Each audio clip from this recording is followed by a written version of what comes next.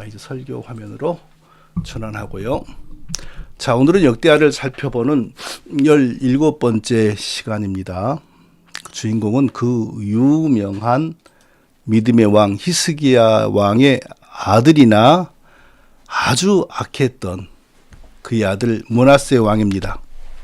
자, 므낫세 왕이 어떤 왕이었는지 알게 해주는 이야기가 하나 있습니다. 이사야 선지자를 므낫세가 죽였다고 합니다. 므낫세가 이사야 선지자의 허리를 톱으로 잘라서 죽였다는 이야기가 있습니다. 이건 성경에 나오는 이야기가 아니고 탈무드라는 책에 나오는 이야기고, 또 이사야 승천기라고 하는 유대인들이 만든 가짜 성경에 나오는 이야기입니다. 자, 제가 자주 얘기했죠. 청교도 신학자들과 웨스트민스터 신앙고백을 작성한 영국의 믿음의 성현들은 율법이 모세를 통하여 주어지기 전에, 이스라엘 백성들에게 주어지기 전에 먼저 아담의 마음에 기록되었다라는 이론을 추앙했습니다. 그래서 아담이 그 율법을 잘 지키면 완전한 생명을 얻을 수 있었는데 그리하지 못했다. 그런 근거 없는 내용을 믿었습니다. 자, 그런 이론을 믿으면 기독교가 성경에서 벗어나게 되죠. 그런데 청교도 신학자들보다 더 먼저 율법에 대한 거짓된 이론을 만든 사람들이 바로 유대교의 랍비들입니다. 자, 이스라엘 민족이 바벨론 포로 생활을 할 때에 우리가 율법을 지키지 못해서 이런 일을 당했다. 율법을 이제 잘 지켜야 된다. 막 이런 율법에 대한 강조가 일어났어요. 그런데 또 그것도 이상한 방향으로 잘못 전달되었어요. 자, 그들은 또 모세가 하나님으로부터 율법을 받았는데 한 종류의 율법은 성경에다가 기록했고 또 한 종류의 율법은 기록하지 않고 이스라엘 백성들에게만 구전으로 전해주었다. 이런 사상을 발전시켰습니다. 그 이스라엘 백성들에게만 구전으로 전해준 율법에 대한 이야기, 그게 탈무드입니다. 어떤 이론이라고 해도 성경 66권 외에 하나님이 우리의 신앙을 위하여 기록하여 주신 말씀이 또 있다라는 이론은 거짓입니다. 우리가 하나님을 섬기고 우리를 향한 하나님의 뜻과 계획과 목적을 바르게 이해하여 복을 받고 구원을 받기 위하여 만들어 주신 책은 오직 성경입니다. 디모데후서 3장 16절은 모든 성경은 하나님의 감동으로 된 것으로 교훈과 책망과 바르게 함과 의로 교육하기에 유익하니 라고 했습니다. 죄인들이 하나님을 믿어서 구원 얻도록, 그리고 잘못된 것을 고치도록, 바르게 믿도록 교육하기 위하여 하나님이 특별한 사람들을 사용하여 성령의 감동을 베푸심으로 기록하여 주신 책 성경 66권입니다. 성경 66권을 기록하기 위하여 성령의 감동을 받았던 구약의 선지자들, 신약의 사도들에게는 성령으로 말미암아 꿈, 환상, 음성 등 이런 특별한 하나님의 계시의 수단이 임했죠. 그 방식으로 성경 66권의 계시의 말씀이 완성되었고, 완성된 이후에는 그 누구도 또다시 환상을 보고 꿈을 꾸고 하나님의 음성을 듣는 그런 특별 계시 현상이 나타나지를 않았습니다. 요즘 흔한 방언도 마찬가지입니다. 자, 방언 하나만 바르게 알아도 이 시대의 가장 큰 구렁이에 꼬리를 들어 올려버릴 수가 있습니다. 그래서 또 설명합니다. 이것은 100번을 듣고 외우고 또 외워도 지나치지 않습니다. 성경 66권이 기록되어 교회에 주어지고 지상에 그리스도의 교회가 세워진 후에 방언을 받은 사람 한 명도 없습니다.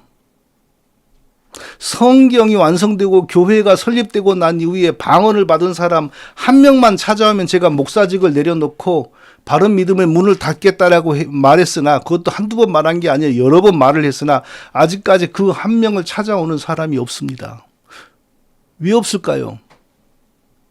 성경의 방언은 하나님의 선민이라고 자랑하면서 자랑하는 그 유대인들로부터 늘 멸시와 천대를 받던 이방인들도 그리스도를 믿기만 하면 구원받고 하나님의 자녀가 되는 시대, 새로운 시대, 그리고 하나님의 선민이었을지라도 그리스도를 거부하면 유대인도 하나님으로부터 버려지는 또 다른 새로운 시대, 이 새로운 진리의 시대, 신학적인 말로 종말 시대가 이제 시작된다는 표적이었습니다. 성도님들이 이런 말 못 들어보셨죠? 늘 교회에 나가서 설교 듣는데도 이런 말을 한 번도 못 들어봤다는 것은 그 정도로 기독교가 어떤 종교인지 아는 목회자들이 없다는 겁니다.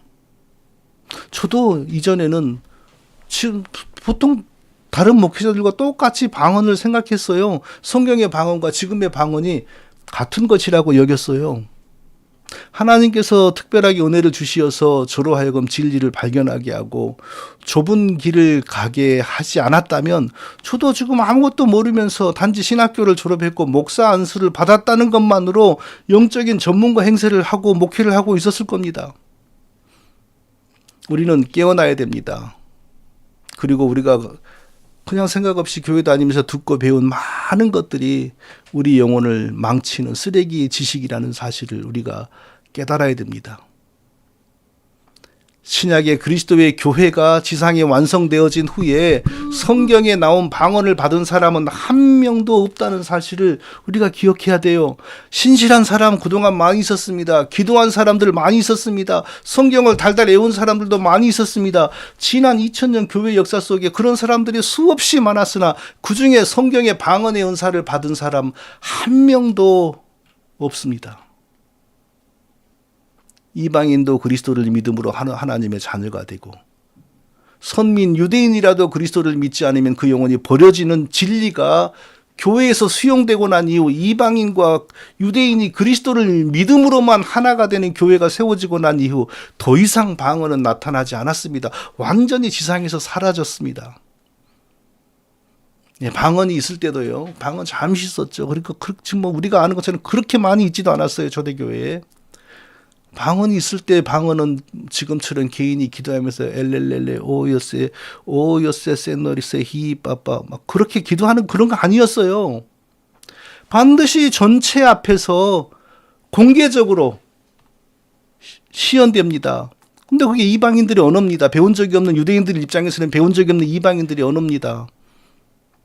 이방인들의 언어가 갑자기 배운 적이 없는 성도의 입에서 나오는 거예요. 성령이 하게 하시는 거예요. 그리고 그것을 통역하게 하는 사람이 또 반드시 거기에 있어서 전체 앞에 통역을 합니다.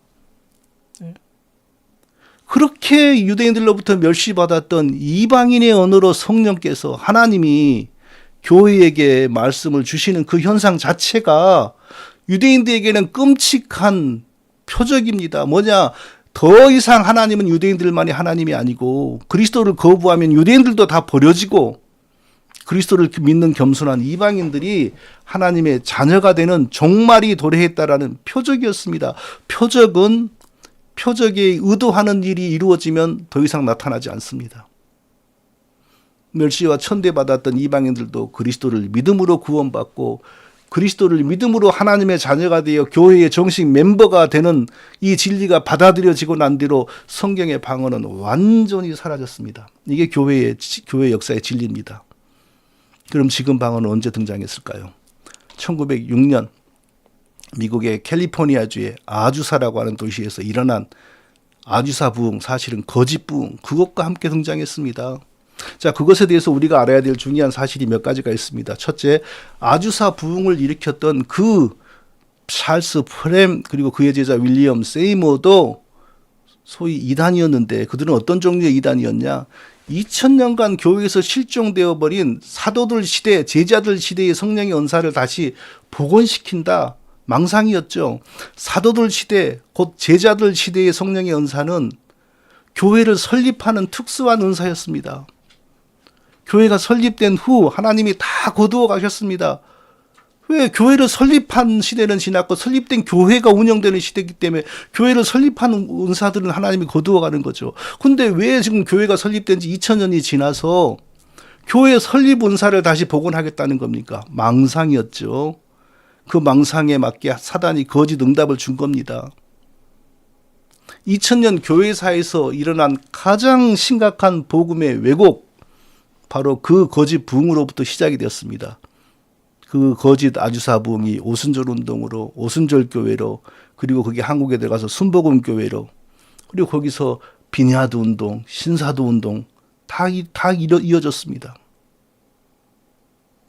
둘째, 아주사 거짓 부흥을 통해 2000년간 나타나지 않았던 방언을 살려낸 바로 그 사람들, 찰스 포렘, 윌리엄 세이모어도 자신들이 성경의 이방인들의 언어, 외국어 방언을 다시 복원시켰다고 자랑했습니다. 선교사들은 선교지에 가기 전에 뭐 공부하지 말고 외국어 배우지 말고 이 방언을 받으면 선교가 된다고 했습니다. 그때는 1900년대 초잖아요.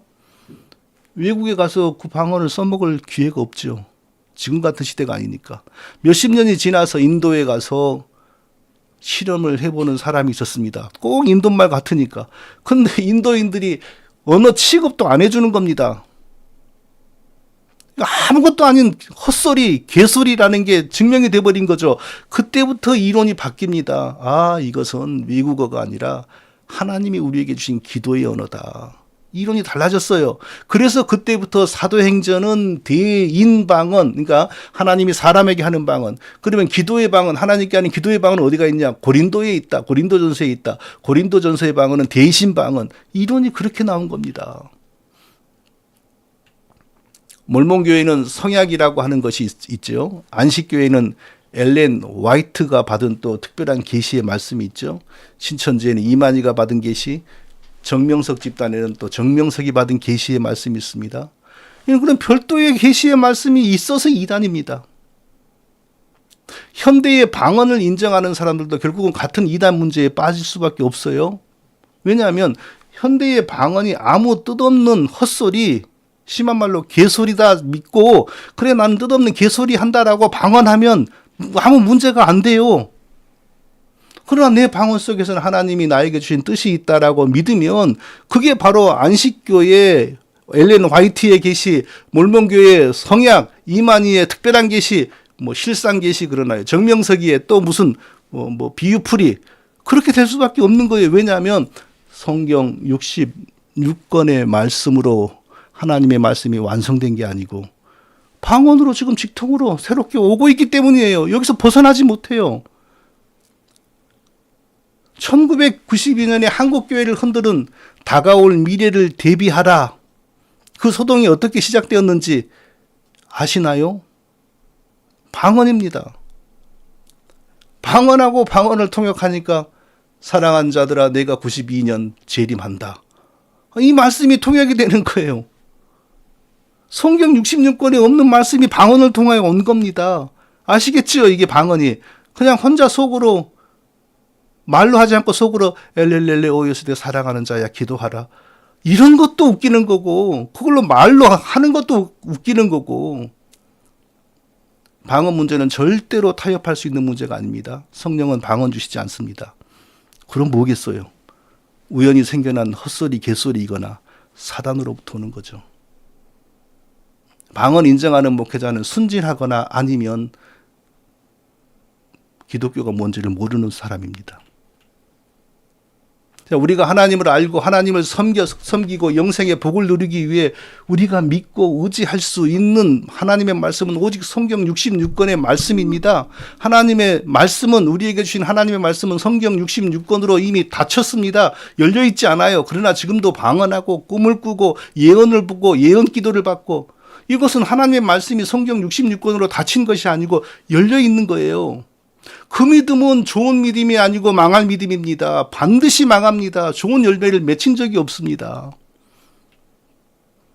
중동의 이스라엘 사람들이 가장 중요시하는 경전으로 여기는 이 탈무드 이야기를 하다가 그들이 탈무드를 하나님의 말씀이라고 여기니까 하나님의 말씀에 대한 근본적인 원칙을 또 이렇게 길게 말하게 되었네요. 탈무드를 신봉하는 것이나 몰몬교인들이 성약이라는 책을 신봉하는 것이나 안식교인들이 엘렌 화이트가 받은 특별한 말씀책을 신봉하는 것이나 똑같은 겁니다.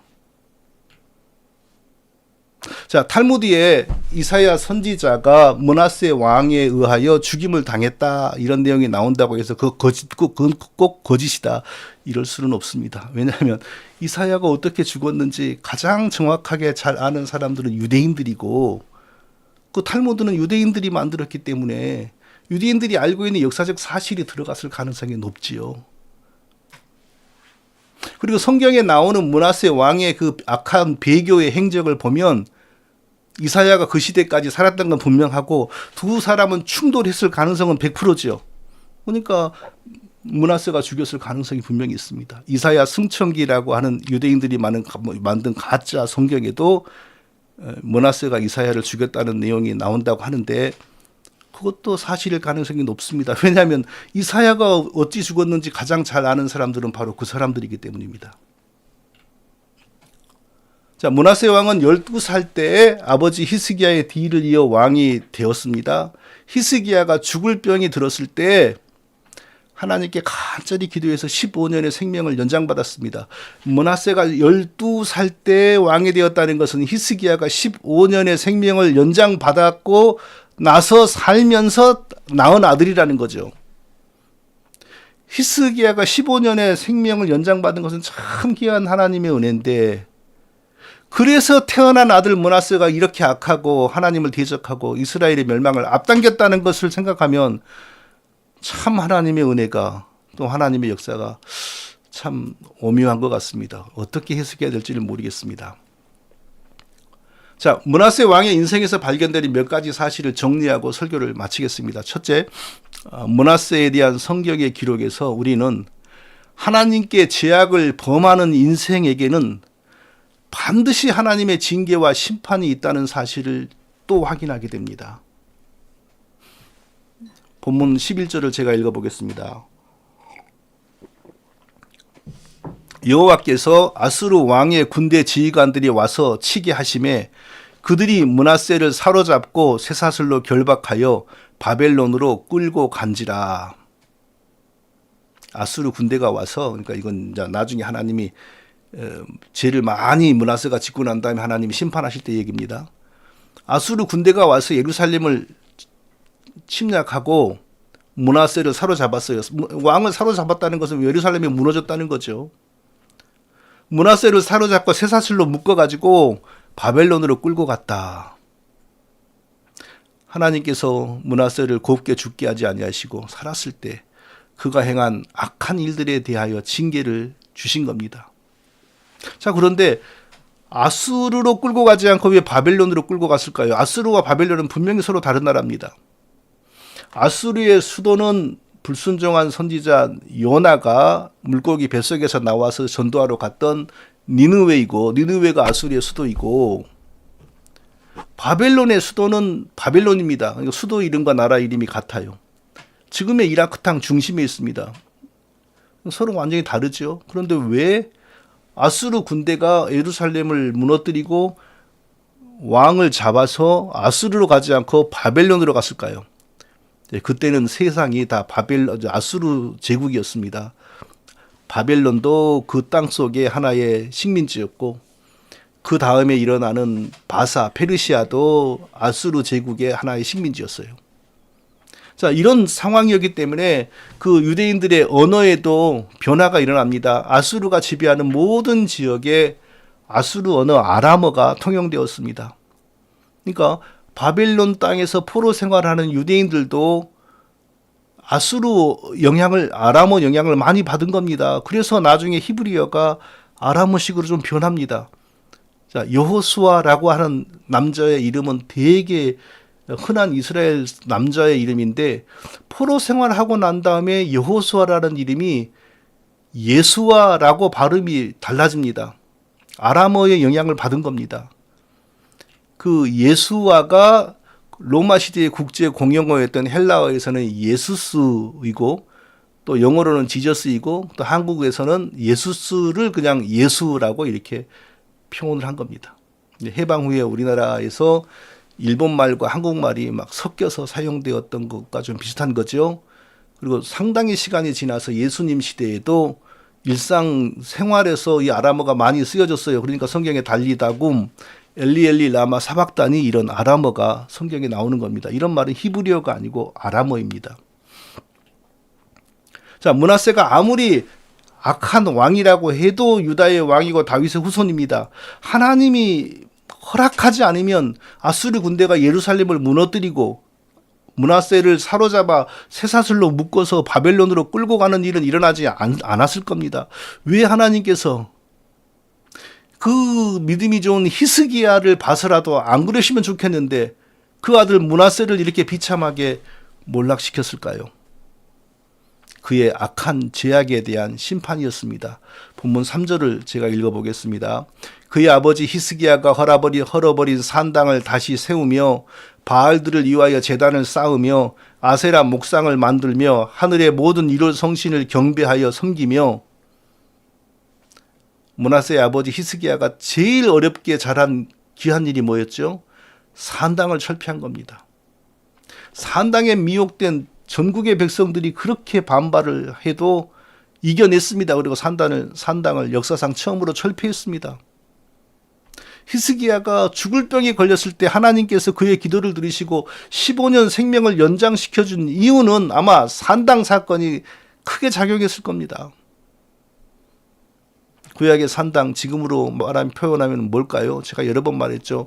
오순절, 순복음, 신사도를 기본으로 하면서 거기에다가 로마교회 WCC를 합한 형태, 그리고 어쩌면 더 믿음으로만 구원받는 것이 아니고 행위로 믿음과 사람의 의로운 행위가 더해져야 구원을 받는다고 믿는 정통 감리교회, 정통 성결교회 신앙, 이런 게 다 짬뽕된 것이 이 시대의 신약의 산당, 이렇게 설명할 수 있습니다. 다 하나님을 믿는다고 하죠. 다 열심히 기도하죠. 그런데 그들이 믿는다고 할수록, 기도할수록 복음이 왜곡됩니다. 구약의 산당들은 노골적으로 가나안 원주민들의 온갖 잡신을 섬기는 산당들이 있었고, 또 한 종류는 표면적으로 오직 하나님만을 섬기는 것처럼 보이는 산당들, 이 두 가지가 있었던 것으로 짐작이 됩니다. 그런데 하나님은 어느 것 하나 나를 섬기는 제단이다라고 인정하지 않았습니다. 이 산당들은 내가 인정하는 나의 제단이고 저 산당은 몹쓸 것들이다, 이렇게 말씀하신 적이 없습니다. 표면적으로 잡신을 섬기지 않고 표면적으로 하나님을 섬긴다고 하는 산당마저도 하나님은 전혀 인정하지 않았습니다. 그러니까 히스기야가 산당을 철폐할 때 너희들은 여기저기서 하나님께 제사하지 말고 하나의 제단, 예루살렘 성전이죠. 하나의 제단에서만 하나님께 제사하라, 이렇게 말을 한 겁니다. 복음이 왜곡되고 변질된 교회를 섬기면서 하나님을 섬긴다는 것이 바로 산당에서 하나님께 제사 드리는 것과 똑같은 겁니다. 또 다르게 말하면 더러운 똥물에 낚싯대를 집어넣고 싱싱한 횟감을 낚아보겠다고 낚시질하는 것과 뭐가 다르겠어요? 그게 구약의 산당이었습니다. 성도 여러분, 자기 영혼을 사랑하시는 분들은, 자기의 영혼을 소중히 여기시는 분들이라면 지금 이 시대에는 아무 교회나 다니는 것이 아니라 부지런히 내 영혼에 유익을 주는 교회를 찾아야 하는 시대라는 것 인정하실 겁니다. 부지런히 지금은 찾아가서 앉아서 예배를 꼭 드려볼 필요도 없지 않습니까? 자기 실력을 키우고 난 다음에 스마트폰으로 클릭해보면, 들어보면 다 나옵니다. 국가가 장려하는 것이고 교단이 장려하는 것이라고 무조건 받아 먹을 수 있습니까? 그게 바로 므낫세 시대의 백성들의 문제였습니다. 9절을 읽겠습니다.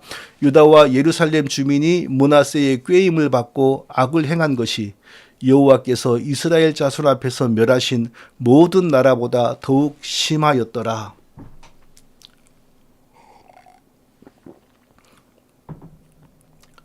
유다와 예루살렘 주민들이 범한 죄가 이전 가나안 원주민들의 죄보다 더 심했다. 누구 때문에요? 므낫세의 꾀임을 받았기 때문에. 므낫세 왕이 하자는 대로 백성들이 따랐기 때문에 그렇게 된 겁니다. 그러면 결국은 누가 심판받았습니까? 같이 심판받았습니다. 왕과 백성들이 함께 바벨론에 끌려가서 70년간 포로 생활했습니다. 이유가 9절입니다.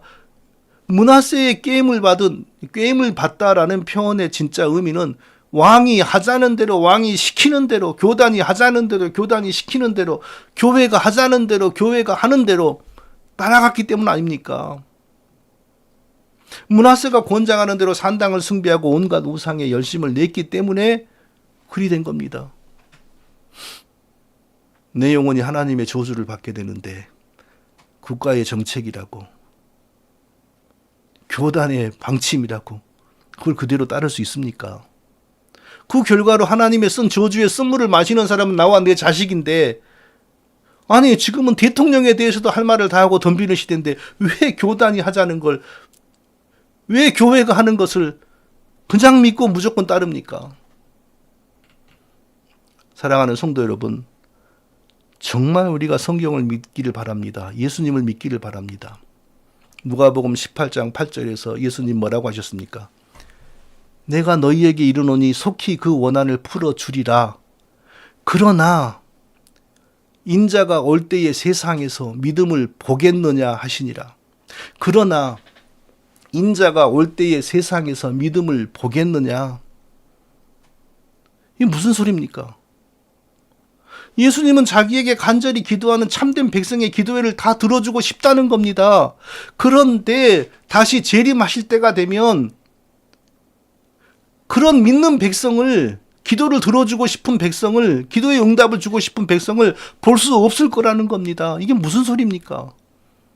세상에는 이렇게 목사들이 많고 교회도 많고 교인들도 많고 교단들도 많습니다. 대한민국에는 장로교단 숫자만 200개인가 뭐 100개가 넘는다 그래요. 교단이 그렇게 많으면 목사는 얼마나 많고 교회는 얼마나 많겠습니까? 그런데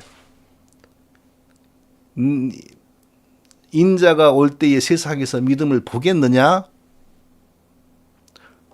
볼 수 없다고 하신 것 아닙니까?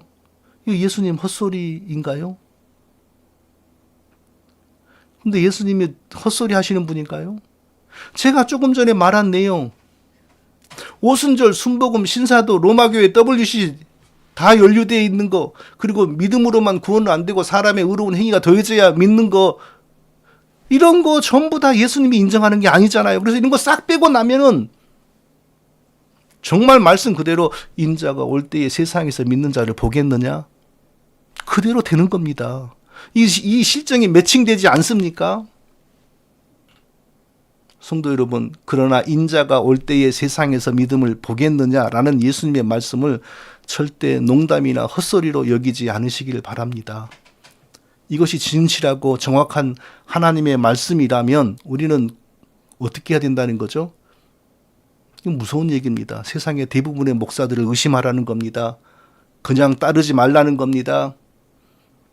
세상에 이리 많은 목사들이 다 옳은 목사들이고 이리 많은 교단들과 교회들이 다 옳고 예수님이 인정하는 곳이라면 어찌 인자가 올 때에 세상에서 믿음을 보겠느냐, 이 말이 헛소리가 될 수밖에 없는 것 아닙니까? 죄송한 표현이지만. 여의도 순복음교회 하나만 해도 80만 명이 모여있고 요즘에는 줄어가지고 50만 명이 모여있는데 이 세상에 50만 명의 신자만 있어도 예수님이 내가 다시 올 때 세상에서 믿는 자를 보겠느냐? 이렇게 말씀하지 않습니다. 특히 유명하고 성공을 누리고 있는 목회자들, 대형 교회들을 의심해야 돼요. 주목해야 돼요. 그들이 정말 하나님의 인정을 받고 하나님의 자녀들이고 천국에 간다면, 그러나 인자가 올 때에 세상에서 믿음을 보겠느냐? 이런 말은 헛소리가 되는 겁니다. 누룩이 들어가지 않으면 밀가루 반죽이 부풀지 않은 것처럼 거짓 복음과 거짓 영이 들어가지 않으면 대형 교회와 목회자들의 세상적인 성공은 절대로 이루어지지 않습니다. 대체 성도님들은 왜 아버지와 아들이 세습하면서 기독교를 망치는 교회를 못 떠납니까? 그 이유가 뭡니까? 그런 교회에 왜 성실히 출석하면서 기독교를 더럽히는데 동조하는 이유가 대체 뭡니까? 무엇을 위해 그런 제약에 동참하시는 겁니까? 다녀주는 것만도 제약에 동참하는 건데 왜 그 귀한 헌금까지 갖다가 바치면서 아버지가 자식에게 넘기는 그 세습이 성공하도록 돕는 이유는 대체 뭡니까? 헌금하지 않으면 하나님이 그 이상을 빼앗아 갈 것 같으니까 헌금하는 겁니까? 그러면 하나님께 헌금하는 방법이 얼마든지 많이 있으니까 다른 곳에 헌금을 하십시오. 세습하면 교인들이 헌금하지 않고 떠난다. 이게 현실이 되면 아무도 세습하지 않습니다. 세습해도 교인들이 그 교회를 나가고 여전히 헌금을 하고 장사가 되니까 겁없이 아들이 목사이고 사위가 목사이면 의뢰의 세습을 하는 겁니다. 그건 전부 교인들의 책임입니다. 거기에 계속 가서 앉고 예배드리겠다고 하고 그게 산당이지 뭡니까? 헌금도 계속 하니까 그 아버지와 아들이 장사가 되니까 계속 하는 겁니다. 그리고 소문이 나서 이래도 장사가 되더라 하니까 다 따라하는 겁니다. 사랑하는 성도님들이 목회자들과 교단들과 이 시대를 분별하지 않고 바르게 행동하지 않으면 므낫세의 게임을 받고 악한 길들을 함께 따라가다가 다 함께 망한 유다 백성들의 이야기가 남 이야기가 아닐 것입니다. 그 므낫세의 모든 죄는 혼자 한 게 아니고 동조자들, 그 수많은 동조 백성들이 있었기 때문에, 수많은 신자들이 있었기 때문에 이루어진 일들입니다. 4절을 읽겠습니다. 여호와께서 전에 이르시기를 내가 내 이름을 예루살렘에 영원히 두리라 하신 여호와의 전에 제단들을 쌓고, 이 므낫세가 이런 일을 했다는 거예요. 예루살렘 성전 안에 제단들을 쌓고, 예루살렘 성전 안에 하나님을 위한 제단은 하나입니다. 근데 제단들을 쌓았어요. 그게 뭐예요? 각종의 잡신들을 위한 제단을 쌓았다는 거죠. 이걸 신약의 시대로 한번 적용을 해보죠. 믿음으로만 구원받는 게 아니라 사람의 행실과 의로운 행위로 구원을 받는다라는 그 믿음을 가진 집단이 기독교의 당당한 교단으로 자리를 잡았다는 거. 기독교에만 하나님의 구원이 있는 거 아니고 다른 종교들 속에서도 모습이 다른 하나님의 구원이 있다라는 로마 교회와 WCC 신앙이 기독교 안에 이미 자리를 잡았다는 거. 지금도 성경에 방언이 있고 성령 먼저 받은 사람에게 안수 받으면 또 불성령 세례를 받고 기도 많이 하면 환상과 음성과 방언과 계시가 열린다. 오순절 순복음 신앙. 이게 바로 기독교 속에 들어와 있는 다른 제단들입니다. 므낫세 혼자서 이런 것을 한 게 아니고 그거 좋아서 동조하는 백성들, 신자들이 많이 있어서 되는 거 아닙니까? 6절입니다.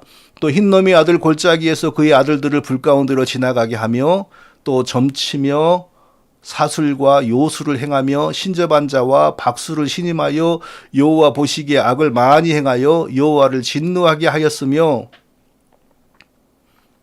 므낫세는 심지어 자기 아들을 불태워서 제사하는 가나안 원주민들의 종교를 그대로 신봉했습니다. 자기 아들을 불 가운데로 지나가게 했다 그래요. 지나가기만 했는지 불에 태웠는지 그건 잘 모르겠어요. 하여튼 믿어지지가 않습니다.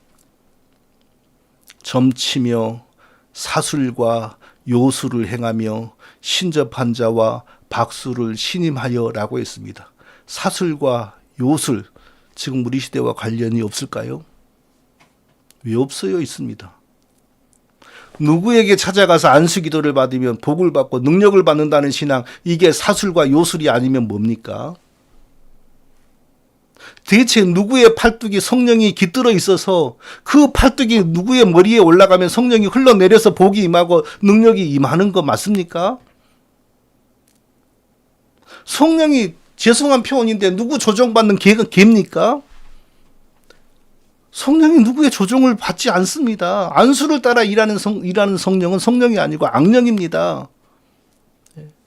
초대교회의 사도들과 제자들의 안수는 그들이 전하는 예수 그리스도가 죄인이 아니고 하나님이 보내신 구세주라는 특별 계시, 구원의 특별 계시를 드러내는 방편입니다. 그 목적은 그리스도의 교회가 지상에 세워지는 것이었고, 그리스도의 교회가 지상에 세워지고 난 이후에 안수하여서 이적을 일으키는 일은 완전히 사라졌습니다.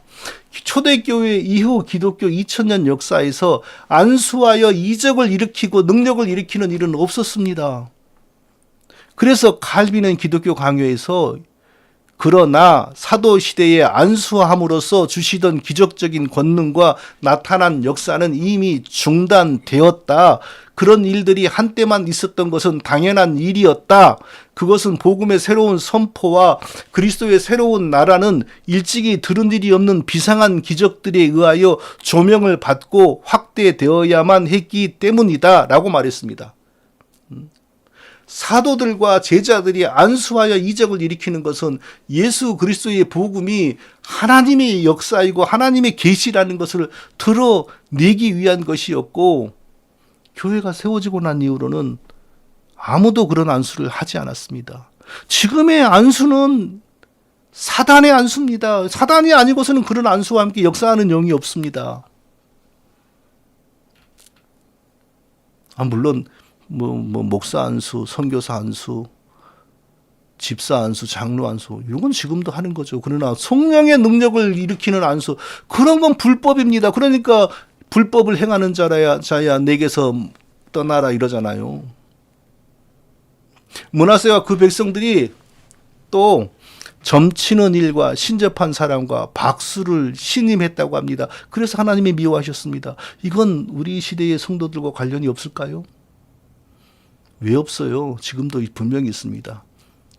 어떤 사람에게 예언받으러 찾아가는 것, 자신이 직접 가기 쑥스러워서 남을 대신 보내는 것, 이게 바로 점치는 일과 신접한 사람과 박수를 신임하는 거죠. 성경 66권이 완성된 이후에 하나님이 직접 주시는 예언은 없습니다. 하나님이 직접 주시는 예언은 없으나 계속 가지고 오는 사람들이 있잖아요. 지금도 늘 있잖아요. 그들이 바로 점치는 자들이고 신접한 사람들이고 박수들입니다. 목회자가 이런 일을 하면 처음에는 흥하나 반드시 망합니다. 악신의 열매가 그렇습니다. 신자들이 이런 걸 좋아하면 처음에는 좋은 이익을 봅니다. 그런데 나중에 가만히 보면 몸이 상하고 가정이 상하고 집이 상합니다. 악신을 가까이 하는데 좋은 열매가 있을 수 있나요? 성도 여러분, 신약의 예언은 딱 한 가지입니다. 성경 66권 말씀을 잘 이해하여 지금 우리 시대의 교회와 신자들의 상황에 바르게 적용하는 가르치는 말씀, 권면의 말입니다. 하나님이 직통으로 사랑하는 자야 뭐 어쩌고 저쩌고 그런 게 아닙니다. 성경을 바르게 잘 이해하여 지금 신자들의 상황에 맞게 하나님의 말씀을 잘 설명해 주는 거, 이게 바로 신약의 예언입니다. 대표적인 게 설교지요.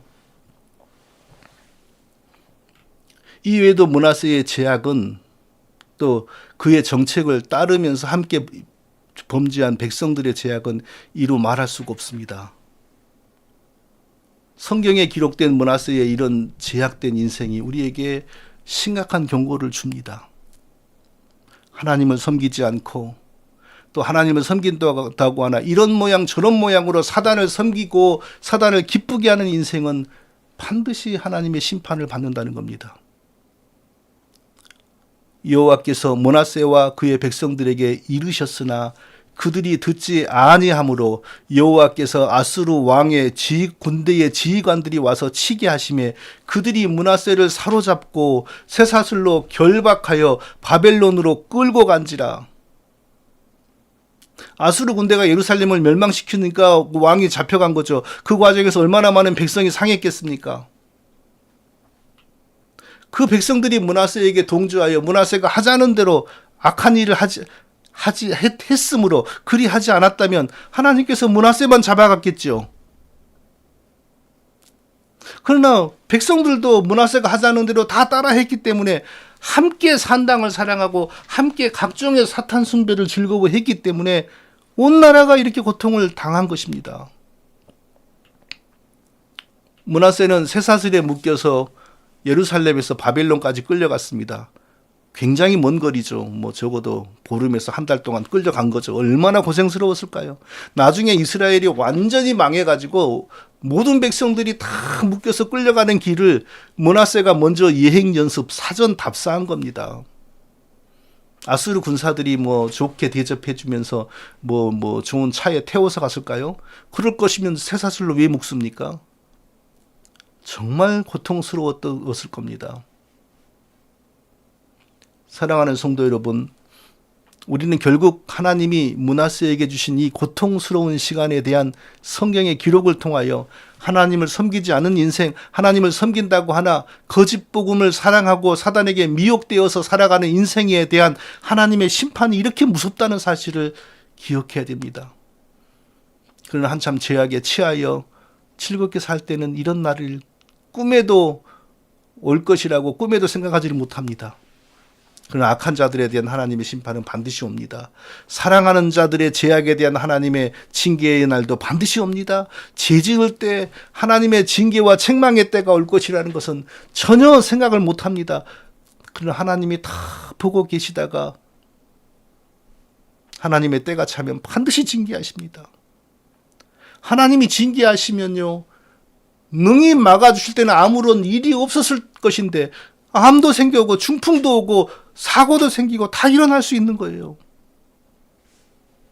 성도 여러분, 므낫세와 같은 악한 인생이 우리에게 거울이 되어 하나님이 사단의 손을 빌어서 우리에게 징계를 내리셔야만 하는 일이 우리에게 결코 일어나지 않기를 예수님의 이름으로 축원드립니다. 자, 둘째로 므낫세에 대한 성경의 기록에서 우리는 하나님 앞에서 죄악을 많이 범했을지라도 회개의 기회는 항상 있다는 사실을 또 기억해야 됩니다. 쇠사슬에 묶여서 예루살렘에서 바벨론까지 끌려가는 동안, 그리고 바벨론에서 고초와 수모를 당하는 동안 므낫세에게서 회개가 일어났습니다. 하나님께서 그의 아버지 히스기야를 보시고 그래도 이런 은혜를 주신 것 같아요. 그가 환난을 당하여 그의 하나님 여호와께 간구하고 그의 조상들의 하나님 앞에 크게 겸손하여 기도하였으므로 하나님이 그의 기도를 받으시며 그의 간구를 들으시사 그가 예루살렘에 돌아와서 다시 왕위에 앉게 하심에 므낫세가 그제서야 여호와께서 하나님이신 줄을 알았더라. 므낫세가 환난을 당하더니 난생 처음으로 하나님께 진심으로 기도하게 되었습니다. 자기가 범한 죄들을 진심으로 회개하면서 하나님께 용서를 구했습니다. 이것이 바로 부흥입니다. 우리는 부흥을 사람들이 모여서 노래 부르거나 큰 소리로 기도하는 것을 부흥이라고 잘못 생각하고 있습니다. 아무리 노래가 우렁차고 아무리 기도가 끊이지 않아도 죄악을 버리고 하나님께로 돌아가는 일이 없으면 그건 부흥 아닙니다. 지난번에 에즈베리에서 그 작년이죠. 부흥이 일어났다고 많은 사람들이 들썩였습니다. 그리고 여러 알만한 사람들이 무슨 대단한 부흥을 자기가 먼저 알아본 것처럼 막 유튜브를 만들어서 노래를 하고 떠들었습니다. 저는 처음부터 뒤져보면 다 나와요. 노래를 이어서 잘 부르는 게 무슨 부흥이냐. 그 학생들이 빨리 집구석으로 돌아가서 자기 엄마 말 잘 듣고 잘 씻고 아침에 일찍 일어나서 정상적인 생활을 성실하게 하고 하나님을 성실하게 섬기고 사는 것이 부흥이다. 그리고 그 속에 동성애하는 사람들이 회개하고 돌아서는 게 진짜 부흥이다. 저 그랬습니다. 그거 부흥 아니라 그랬습니다. 그런데 나중에 딱 보니까 나오잖아요. 그 앞에서 맨날 노래 부르면서 노래 이끌었던 사람이 바로 동성애자이고, 이 부흥은 바로 하나님이 동성애자와 이성애자 모두를 사용하여 함께 일으킨 부흥이다. 이렇게 떠들잖아요. 그게 무슨 부흥입니까? 므낫세에게 일어난 회개는 진정한 회개이고 부흥이었습니다. 진정으로 회개했습니다. 하나님께서 그 회개를 보시고 그에게 큰 은혜를 베푸셨습니다. 그를 다시 예루살렘으로 돌려보내주었고, 돌려보내준 것만 해도 감사한 일인데 다시 왕위에 오르게 해주었습니다. 이게 바로 그의 아버지 히스기야를 보시고 하나님이 히스기야의 아들에게 베푸신 은혜가 아닐까요?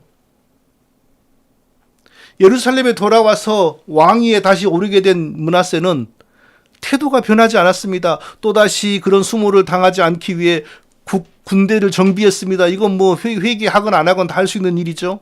그런데 그 다음에 이방신들과 여호와의 전에 우상을 제거하며 여호와의 전에 건축한 산당과 제가 오타를 낸 것, 산과 제단과 아마 예루살렘에 쌓은 모든 제단들을 다 성 밖에 던지고 이제 자기가 만들었던 우상 숭배, 산당 이런 걸 다 무너뜨린 거예요. 여호와의 제단을 보수하고 화목제와 감사제를 그 제단 위에 드리고 유다를 명령하여 이스라엘 하나님 여호와를 섬기라 하며 이제 백성들에게 반대의 명령을 내린 거예요. 하나님께 제사하라. 하나님의 제단에서만 제사하라. 막 명령을 내리는 겁니다. 그러나 문제는 백성들이었습니다. 므낫세가 인도하여 죄악에 깊이 빠지고 사단에게 깊이 미혹된 백성들에게는 회개의 은혜가 임하지 않았습니다. 백성이 그의 하나님 여호와께만 제사를 드렸으나 아직도 산당에서 제사를 드렸더라. 임금이 하나님께만 제사하라고 명령을 내리니까 하나님께만 제사를 해야 되잖아요. 그런데 산당에 가서 제사를 드리는 겁니다. 산당에서 드리는 제사는 하나님 섬김이 아니라고 여러 번 우리가 확인했습니다. 주범에게는 회개의 은혜가 임했는데 종범들에게는 회개의 은혜가 임하지 않은 겁니다. 주범 므낫세 왕은 우상 숭배하지 말고 하나님만 섬기라고 명령을 하니 백성들이 명령을 듣는 것 같았어요. 그런데 예루살렘 성전에 가지 않고 산당에 가서 하나님께 제사를 하는 겁니다. 아직도 산당에서 제사를 드렸더라. 좋은 말 아닙니다. 우리나라 사람들이 진짜 우리 나쁜 잘못된 믿음 버리고 하나님을 바르게 섬겨라 라고 대통령이 국회가 결정하니까 예 알겠습니다 하더니 전부 여의도 순복음교회 가서 예배 드린다. 바로 그 꼴이죠. 전부 신사도교회 가서 예배 드린다. 끝장난 겁니다. 백성들이 돌아서지 않고 회개하지 않으니까 결국 나라가 망하고 온 백성이 다 므낫세 왕이 예행 연습하고 사전 답사했던 길 다 묶여가지고 나중에 끌려가게 되는 겁니다. 사랑하는 성도 여러분, 우리는 늘 깨어서 회개할 일 만들지 않은 것이 제일 좋습니다. 죄악이 벌어지고 나면 아무리 회개해도 큰 적이 남습니다. 아버지가 어렵게 없애버린 산당을 다시 복구한 이 므낫세 왕이 다시 복구하여 백성들이 사단에게 미혹받게 했습니다. 그랬더니 자기 자신이 쇠사슬에 끌려서 바벨론까지 끌려가는 예행 연습을 하고 오지 않습니까? 물론 자기는 회개하고 돌아섰습니다. 그러나 문제는 사단에게 깊이 미혹된 백성들은 회개를 못합니다. 하나님만 섬기라고 하니까 예루살렘 성전에 가는 것이 아니라 산당에 가서 하나님을 섬긴다고 하면서 사단과 놀아납니다. 므낫세의 심정이 어땠을까요?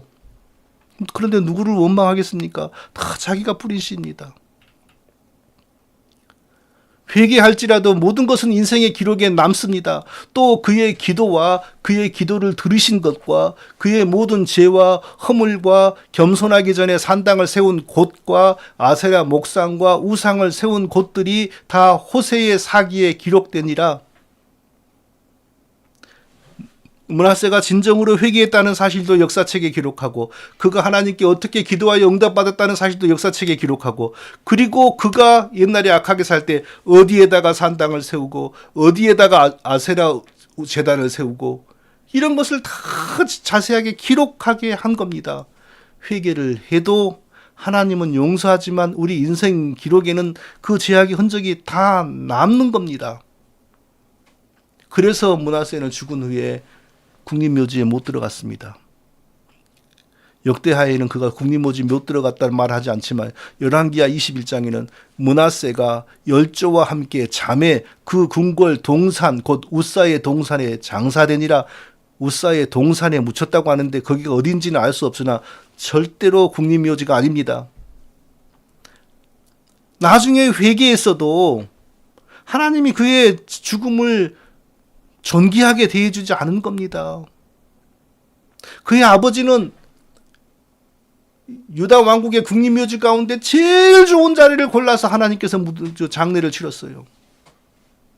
그러나 므낫세는 나중에 비록 회개했어도 옛날에 저지른 허물들이 많기 때문에 그의 정치 때문에 이미 죽은 영혼들이 많기 때문에 하나님이 그렇게 안 하신 거예요. 사랑하는 성도 여러분,